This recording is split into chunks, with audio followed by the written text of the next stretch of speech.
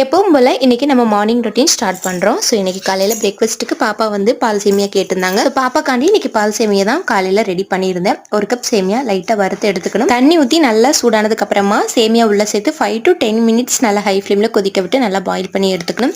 காய்ச்சின பால் உள்ளே சேர்த்துட்டு ஒரு 5 minutes நல்லா பாலோட சேர்த்து நல்லா கொதிக்க விட்டுட்டு இனிப்புக்கு நம்ம சீனி அப்படி இல்லைன்னா நாட்டு சக்கரை எது வேணாலும் சேர்த்துக்கலாம். நான் வந்து சீனி தான் சேர்த்துக்கிட்டேன். ஒரு 5 minutesலேயே நல்லா கெட்டியாக இந்த அளவுக்கு ரெடி ஆயிரும். அதுக்கப்புறமா ஸ்டவ் ஆஃப் பண்ணிவிட்டு நம்ம வந்து சூடாக சர்வ் பண்ணிக்கலாம்.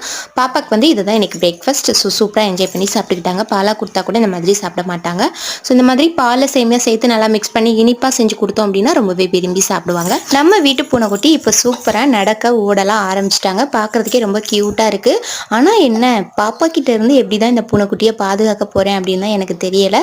ஸோ பார்க்கலாம். இன்னைக்கான லஞ்ச் வந்து தேங்காய்பால் சிக்கன் கறி, ஹரியாலி சிக்கன் ஃப்ரை, ரசம். இதுதான் இன்னைக்கான லஞ்ச் வந்து ரொம்பவே சூப்பராக சாப்பிட்டு முடிச்சாச்சு. இன்னொரு இன்ட்ரெஸ்டிங்கான மினி விளாக்ல